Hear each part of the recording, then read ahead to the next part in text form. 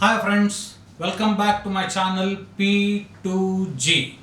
This channel is all about plan to grow and persevere to grow. In your endeavor, I am here Pradeep Kulkarni to help you through my video lectures on different banking topics.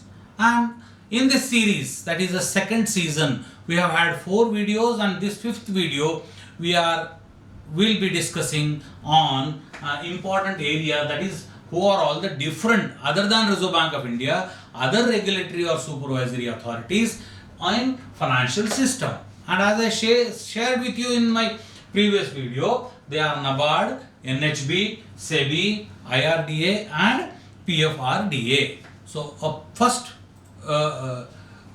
regulator or first supervisor, we can think about the NABARD. No doubt, NABARD is not acting as a regulator, but it acts as a supervisor. So NABARD is all about National Bank for Agriculture and Rural Development. What happened in 1979, 30th March 1979, a committee was established. That committee was Committee to Review the Arrangements. Committee to review the arrangements for institutional credit, which is for agriculture and rural development. So in simple words, committee to review the arrangement for institutional credits and for agriculture and rural development. This committee was known as CRAFI-CARD,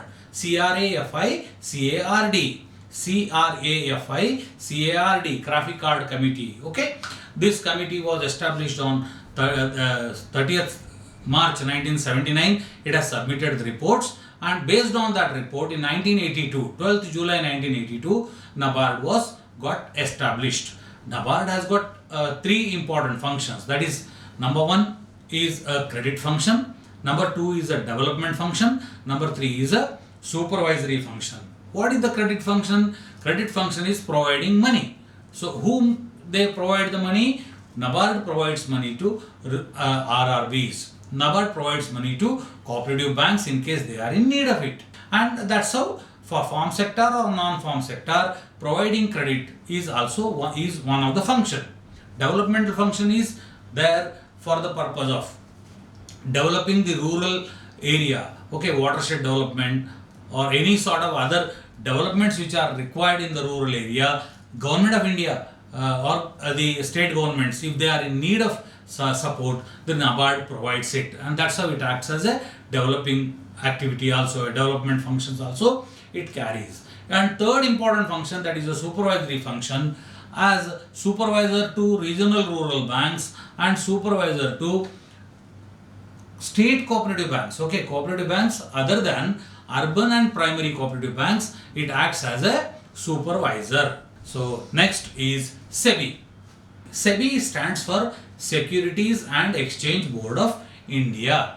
It is an apex institution for investments in India. Means it actually acts as an institution which manages the investment part of the country, that is the capital investments which is happening. And this Securities and Exchange Board of India Act 1992 was the basis for establishment of SEBI. It got established in April 12, 1992, and afterwards it has got multiple powers, and that additional powers also it got conferred. Okay, and primary objective of SEBI is to protect the interest of investors whosoever are investing money in the companies, either in the form of bonds, debentures, shares, etc. The SEBI functions as a protector, and for that purpose it provides rules to the functioning of exchanges. So number 1, it acts as a protective function, and number 2, even the development of this capital market is one of the role played by SEBI. And then the third is a regulatory. SEBI also invested with 3 necessary functions rolled in to enable to carry out its mandate, and that's how the SEBI is acting as a regulator on the various non-banking finance companies which are dealing with this real capital market, like mutual funds. Regulator is SEBI. Mutual investment companies, regulator is SEBI. Then commodity exchanges, derivative exchanges, this regulator is SEBI. So SEBI is a quasi-legislative function. It drafts regulations and it also acts as a judicial, quasi-judicial, means even it passes judgments, it passes rulings. It may make a company not to function at all in the stock market. That's what powers it has got. So quasi-legislative functions, quasi-judicial functions and quasi-executive functions, means to carry out investigation in case any wrong is happening in any one of the company which is listed in the stock market. Then SEBI can act as a executive, that is a quasi-executive, investigate, it can enforce. So these three different functions are carried out and these powers are additionally vested with SEBI, and that's how the SEBI became a more powerful body. An appeal process is already created for that purpose, and for that purpose there is a Securities Appellate Tribunal is established. Next is National Housing Bank.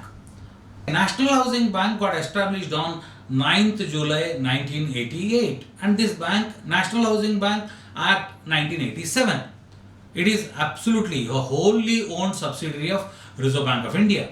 And as usual, these also have got, NHB also has got the functions of four. That is, number one is a regulatory function. What regulatory functions? Registration of a non-banking finance company or housing finance company under that National Housing Bank, to act as a housing development bank, a housing development financial institution. Then asset liability management of housing finance companies, giving policy and directions, supervising these housing finance companies. Then providing financial support, that is acts as a second function, financial support, refinancing primary lenders or project loans. Third thing is direct finance to various projects of the housing agencies, acting as a special purpose vehicle, guaranteeing bonds which are issued by housing finance companies. Then promotional, also it acts as a model memorandum, training the people who are working in the housing finance companies. Then, so these are the few important functions of national housing banks. And then now a recent creation, though I have not told you in the beginning, but recent creation is IBBI, Insolvency and Bankruptcy Board of India. It is a very recently coming in India. On 1st October 2016, there was an act passed, Insolvency and Bankruptcy Code 2016, and for that purpose there is a unique regulatory job is being done by IBBI, and this unique regulation is happening through the professionals who are working for IBBI, such as insolvency professionals, insolvency professional agencies, insolvency professional entities, and also the information utilities. On all these, the regulations are provided by IBBI, and it also enforces rules for processes. It gives the processes and also enforces rules for the processes. So corporate insolvency resolution or corporate liquidation or individual insolvency and resolution of individual bankruptcy under the code are being provided by IBBI. Then IRDA.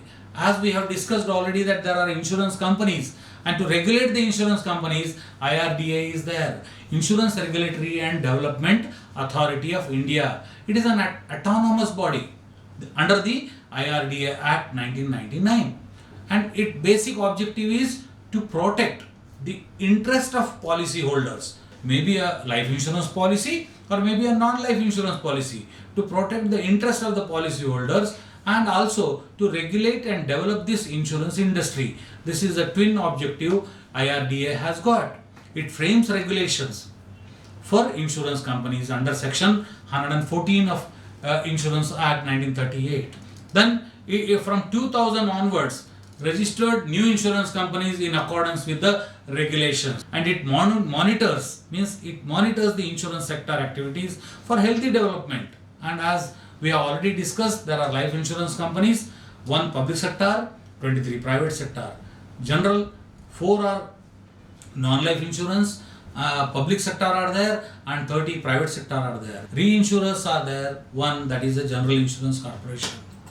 Next is a Pension Fund Regulatory Authority, Pension Fund Regulatory and Development Authority, PFRDA, and it primarily acts as a promotion and development of an organized pension system to serve old age pension, which is a need of everybody. That's what the job is done by PFRDA. It regulates the new pension scheme which is promoted by the government, and it promotes the old age income security by establishing, developing and regulating the pension funds, because pension funds are being contributed by many employees. There should not be scope for mismanagement of that. That is the basic objective of establishment of this pension fund regulatory development authority. Then how the pension funds are there? There are, under government sector, there are three pension funds: LIC Pension Fund Limited, SBI Pension Fund Limited and UTI Retirement Solutions Limited. These are the three pension funds under the public sector, and there are 7 private sector funds are there: HDFC Pension Management, ICICI Prudential, Kotak Mahindra, SBI Pension Funds. Like that, there are 7 UTI Retirement Solutions, Birla Sun Life, 7 private sector are there.